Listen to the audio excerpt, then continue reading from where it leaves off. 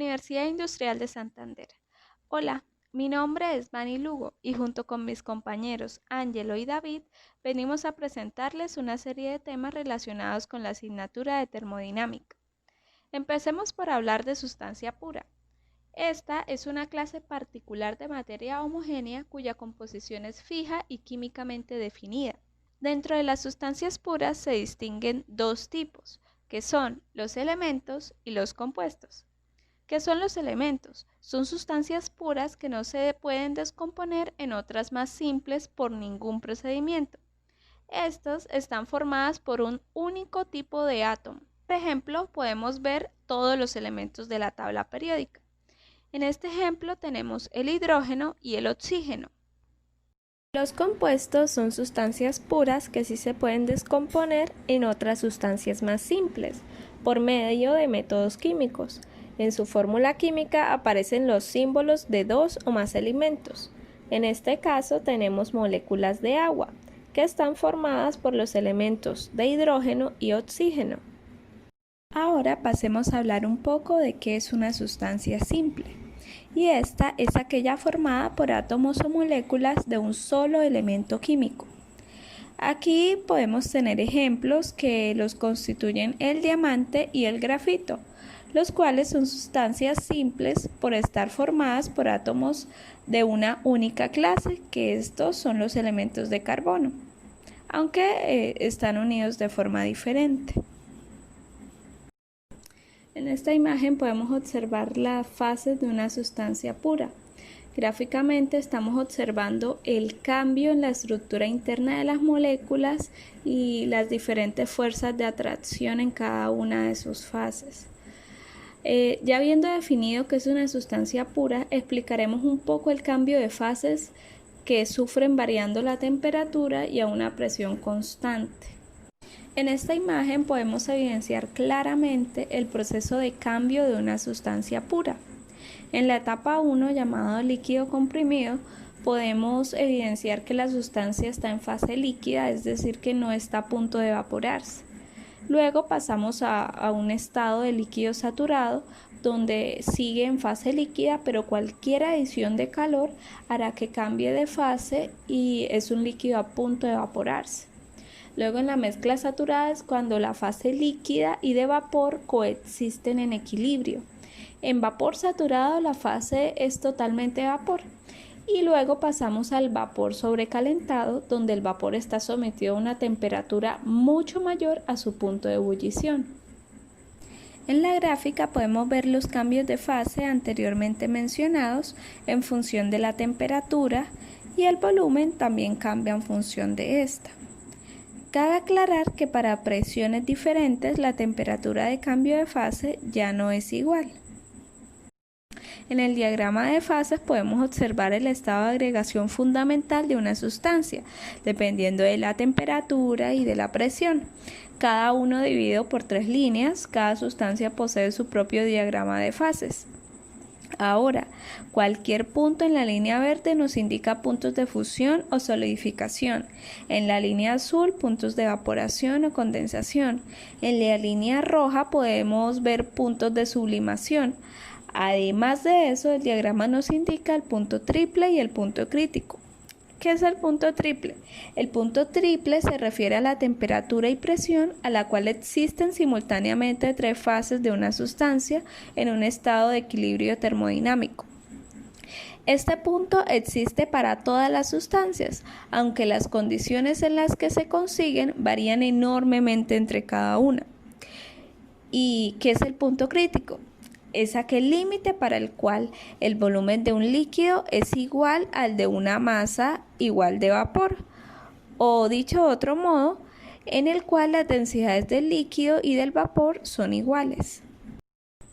El estado de un sistema comprensible simple queda completamente definido mediante dos propiedades intensivas independientes.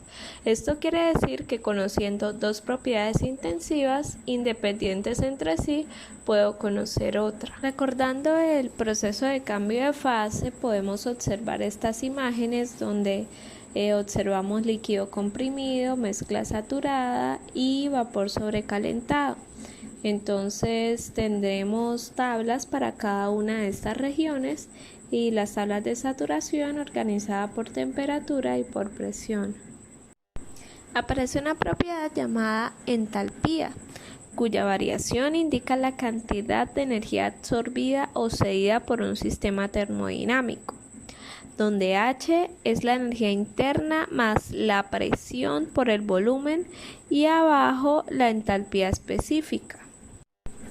Para los casos en los que no sabemos si es líquido saturado o vapor saturado, usamos las siguientes ecuaciones para determinar cerca a qué franja está.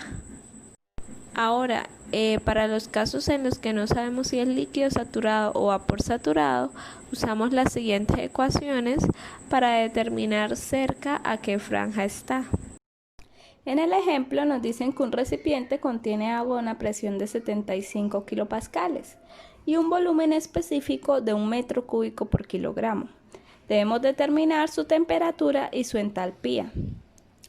Tomamos en la tabla el valor de la presión y buscamos el volumen específico del líquido y del vapor saturado.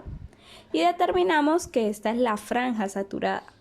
Ahora determinaremos su calidad con las ecuaciones anteriores.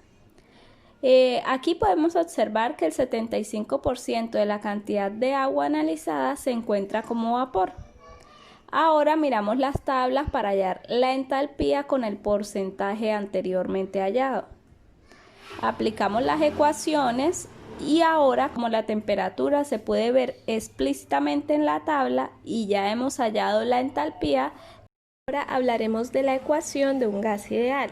Esta surge a partir de la combinación de la ley de Boyle y la ley de Charles, donde P es la presión, V el volumen físico, N el número de moles, T la temperatura y por último R es la constante de proporcionalidad. Esto describe el comportamiento de un gas a baja presión y a alta temperatura. En estas condiciones el gas tiene una baja densidad. Y para que un gas sea ideal, primero no hay atracción ni repulsión, además el volumen es puntual y existe presión sostenida por todas las paredes del recipiente. Los choques son elásticos y también hay un movimiento en línea recta. Ahora, ¿qué es el factor de comprensibilidad?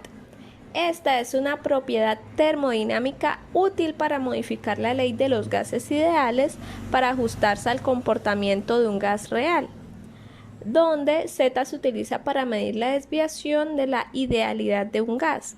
En general, la desviación del comportamiento ideal se vuelve más significativa entre más cercano está un gas a un cambio de fase, sea menor la temperatura o más grande la presión. Existen otras ecuaciones de estado, entre esas Van der Waals, donde la constante A provee una corrección para las fuerzas intermoleculares.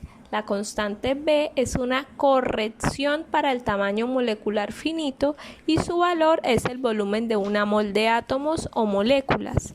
El término N por B, que resta al volumen, tiene en cuenta la repulsión molecular, y el término AN al cuadrado sobre B cuadrado tiene en cuenta la atracción molecular que tiende a hacer que la presión sea inferior a la predicha por la ecuación del gas ideal. Para cualquier sustancia A y B determinan únicamente los datos de puntos críticos. Existen otras ecuaciones de estado, entre ellas la ecuación de estado de Biot-Bridgman. Esta ecuación es considerablemente precisa para densidades de 0.8. También está la ecuación de Benedict-Rubin, que esta ecuación es para densidades de aproximadamente 2.5.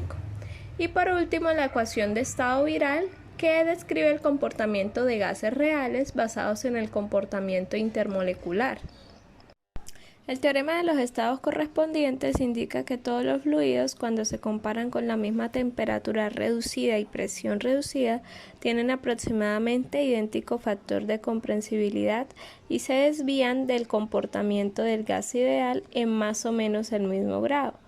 Además, las reglas de las fases indican que la presión, volúmenes específicos y la temperatura de un fluido de composición constante están interrelacionados y no se necesita ninguna otra información acerca de las propiedades del fluido para determinar una variable si se conoce las otras dos. Esto es una función matemática. Esta función indica que si se conocen dos o tres propiedades, presión, volumen o temperatura, entonces la tercera solo puede tener un valor igual a 0. Las expresiones mencionadas anteriormente pueden ser muy complicadas de usar, como en el caso de la ecuación virial de Benedict, o demasiado simple como la ecuación del estado